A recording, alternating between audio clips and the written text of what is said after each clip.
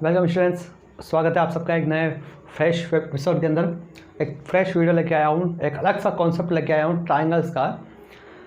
एक रीजनिंग के अंदर एक बेसिक से क्वेश्चंस आते हैं शेप्स के, कि शेप्स कितने होंगे।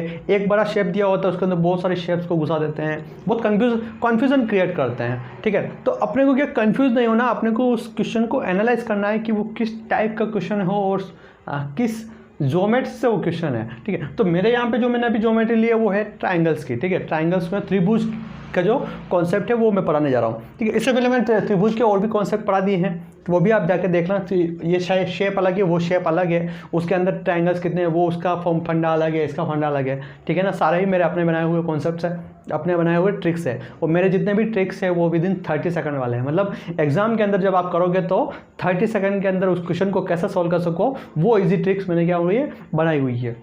ठीक है, तो अपन अब ये वाला कॉन्सेप्ट करने वाला है। इसके अंदर जो ट्राइंगल्स है वो ट्राइंगल्स बोल दूंगा मैं, इसको ट्राइंगल बोल दूंगा वर्टिकल लाइन शेप वाले ट्राइंगल। कौन से है?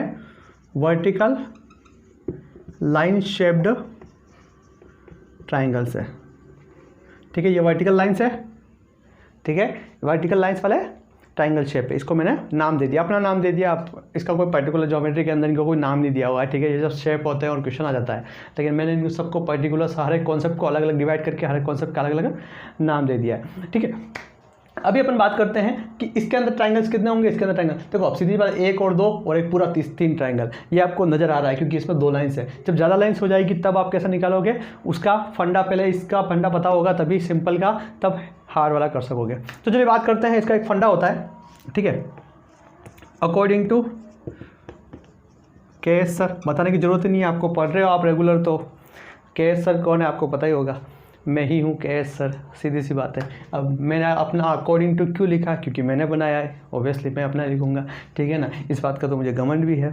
ठीक है, तो चलिए इसका शुरुआत करते हैं। तो इसके बाद कॉन्सेप्ट को समझिए। इसके लिए एक फंडा होगा। जब ये वाला कॉन्सेप्ट आएगा, वर्टिकल लाइन शेप वाला ट्राइंगल्स का आएगा, तब एक फंडा लगेगा क्या? Addition of consecutive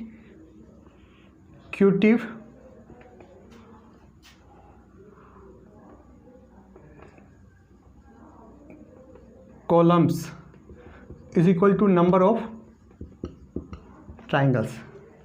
Addition of consecutive columns is equal to number of lines. ठीक है, अभी इस बात को समझने की कोशिश है, कॉलम और रो का फंडा।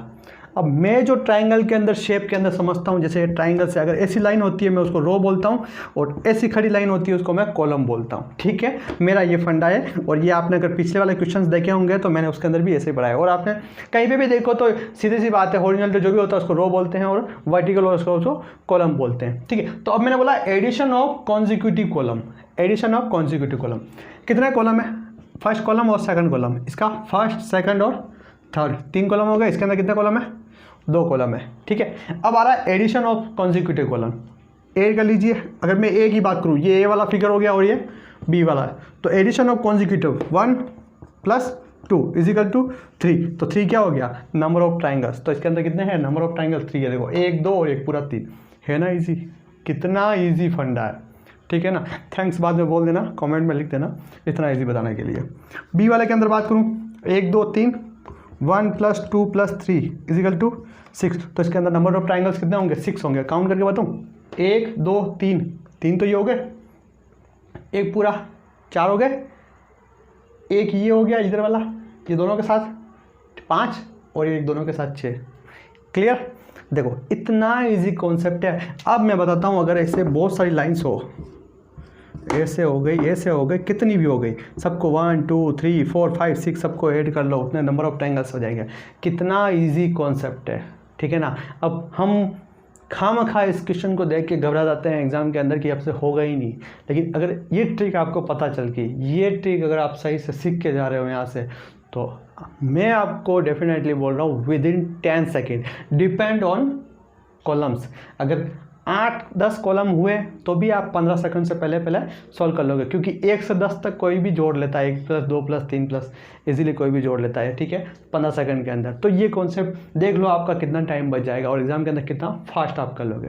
ठीक है, आई होप आपको ये वीडियो समझ में आया होगा। अभी मैं आपको कॉलम 9 कॉलम का एक ट्राइंगल बनाओ आप और उसका क्वेश्चन सॉल्व करो और कमेंट में मुझे उसका आंसर बताओ, ठीक है ना। और जो भी सही आंसर बनाएगा मैं उसके कमेंट्स को लाइक करूँगा, ठीक है। इस कॉन्सेप्ट को आंसर क्वेश्चन को सॉल्व जरूर करना, ठीक है। वीडियो से पसंद आया है तो लाइक शेयर करके जाओ, ठीक है, और सब्सक्राइब भी कर लेना और वीडियो को शेयर करना। Thank you.